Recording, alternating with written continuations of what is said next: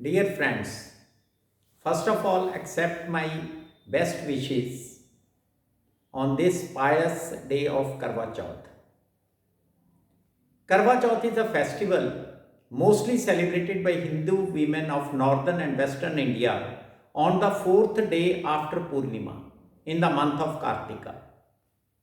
Most of our festivals are based on lunisolar calendar, especially taking position of the moon, which is used as a marker to calculate important dates.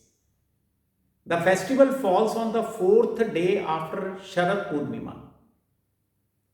Karwa is another word for pot, a small earthen pot filled with water, and Chauth means fourth in Hindi, a reference to the fact that the festival falls on the fourth day of the dark fortnight or Krishna Paksha of the month of Kartik. The festival is associated with some historical, religious, and mythological stories to strengthen our beliefs. As men were engaged in military campaigns away from home, definitely the wives prayed for their safe return. The festival also coincides with the wheat sowing time, that is the beginning of the Rabi crop cycle. Big earthen pots in which wheat is stored are sometimes called karwas. So the fast may have begun as a prayer for a good harvest in these predominantly wheat eating northwestern regions.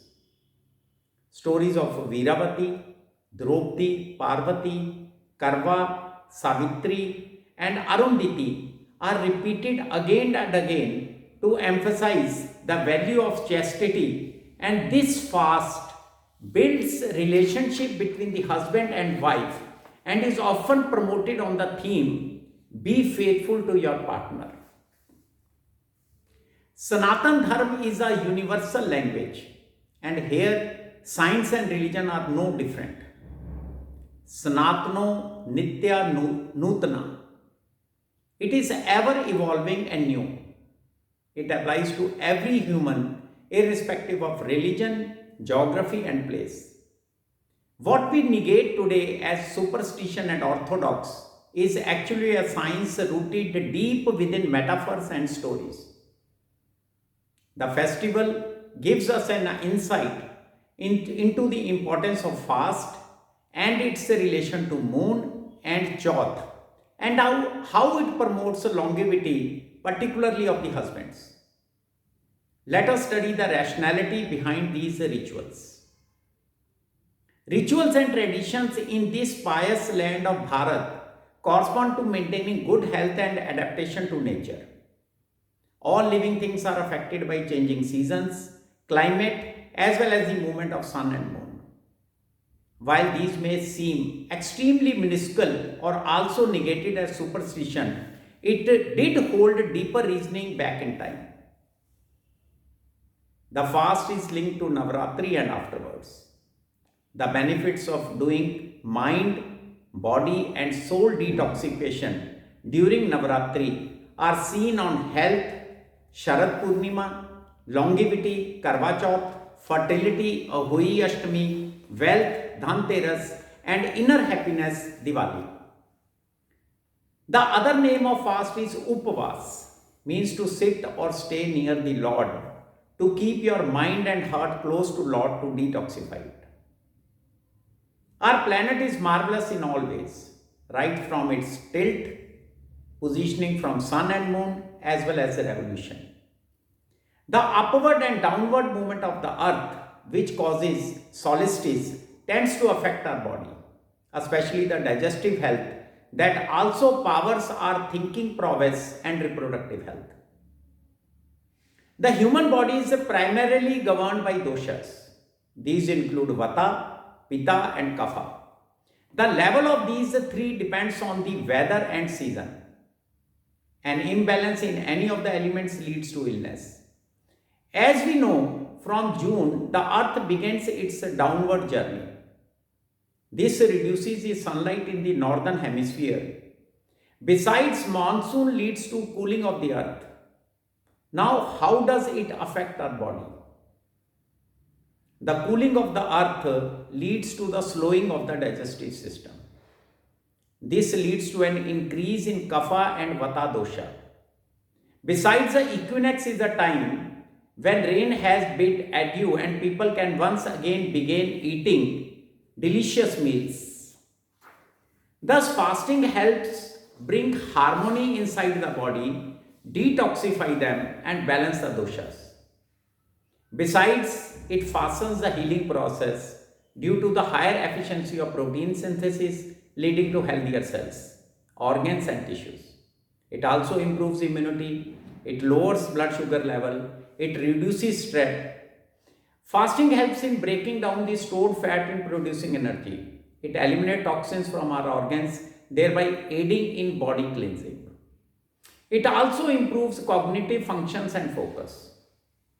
According to the evolutionary perspective, not consuming food for an extended period of time helps our brain stay in survival mode. Hunger actually activates the survival mechanism of the body, which increases alertness and focus. Therefore, fasting helps in the improvement of cognitive function. In addition to that, fasting works to release neurotrophic factors and adrenaline, which leads to more focused and alert behavior. So, this was the role of fasting in improving our immune system, detoxifying our body. But now we come to what is the role of the moon and Chauth. In scriptures, man symbolizes an idea that is being processed into an action, and women symbolizes the starting or return point of the idea that enables complete deletion of the idea if found to be harmful. How long this idea remains viable depends on whether it is created of mighty automatic force or with the small automatic force. If the restore point is created with mighty automatic, the idea will last longer. And now the moon symbolizes the subconscious mind, which makes ideas mighty and long lasting. Therefore, Karwa Chauth is a technique to make ideas last longer, which can be used both by men and women. This was basically on the subtle level of the mind. But how the moon affects our human body? The moon has got an effect on the human body which is mainly made of water. It is well understood by the effect of its pull, creating high tides and low tides in the oceans. Apart from this, it also affects our mental health, mood, sleep pattern, and hunger. Do you know we tend to feel hungrier as the full moon approaches? And this hunger slowly subsides as the moon starts waning. So when it is Chauth, and that too of the waxing period, it means that our hunger will automatically decrease. Karwa Chauth falls on the 4th day after Sharad Purnima. It makes it easy for the one to curb hunger as well as regulate their body through fast. So we can understand the relation with moon and its importance on 4th waxing day. Now, what is the relation between moon, fasting and the reproductive health of the females?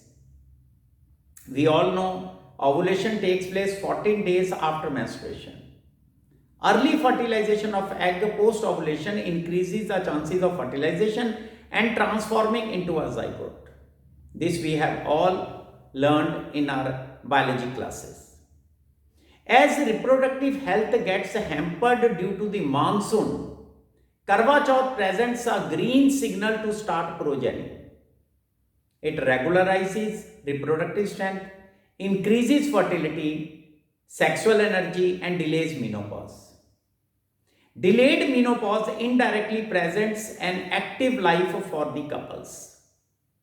Rainfall and cooling of the earth also tend to affect women's reproductive cycle. Fasting in a way helps to build the reproductive system of women, thereby increasing their childbearing capacity. Why the 4th day after the full moon? First, we understand relation between fasting and women reproductive health. Starvation protects germline cells leading to extended reproductive longevity. It helps to regularize the fertility cycle. An irregular fertility cycle leads to early menopause. And we all know early menopause increases the risk of psychiatric, cardiovascular, and osteoporotic disorders in women. Early menopause is also linked to increased mortality and autoimmune disorders.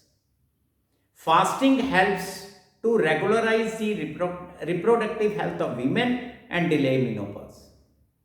And most important, beautifying yourselves, beautifying with jewelry and good clothes makes the women more attractive to men. It is just a way of commencing to a new beginning and celebrating womanhood. This was all about fasting, the role of the moon, and role of moon as well as fasting on the women's reproductive health. But how women's reproductive health will help to increase the longevity in the husband? According to research done by David Smith, S. Frankel and J. Arnold from University of Bristol, sexual activity seems to have a protective effect on men's health. Fasting helps increase the reproductive longevity in women, thereby their lifespan. And a healthy reproductive system implies the potential for increased sexual energy and activity by women during a lifetime. High sexual energy indirectly corresponds to men's health that can increase their life expectancy. So what a great thing. A woman is fasting, thereby she is increasing her reproductive age life. And because of the increased reproductive life of the female, men are increasing their life expectancy because men's life is also directly dependent on the men's sexual activity. As per Karwa Chauth custom in India, a wife fasts for the increase in life expectancy for her husband. Scientifically speaking, her fasting leads to higher sexual activity during her lifespan, and since Sanatan Dharma strictly prohibits adultery, husband being the only choice also gets the indirect benefit. Well, in India, speaking openly about sex or desire remains taboo. Over this, considering the fact how conservative our society used to be back then, reasoning the fast to build women's reproductive system and increase her sexual energy would have been considered otherwise. Over time, these rituals have ended up being treated either as a patriarchal dominance. While patriarchy does exist, but often things that are good for health and survival is given the face of dominance. Moreover, with television and cinema, Karwa Chauth has become a commercialized festival where women are shown dolled up and performing fast without knowing the actual reasoning. With these words, I want to say every ritual which has been practiced in the Sanatan Dharma is having a scientific basis. This scientific basis is to promote the progeny and also the health and life expectancy of both wife and husband. Wish you all a happy Karwa Chauth. Thank you.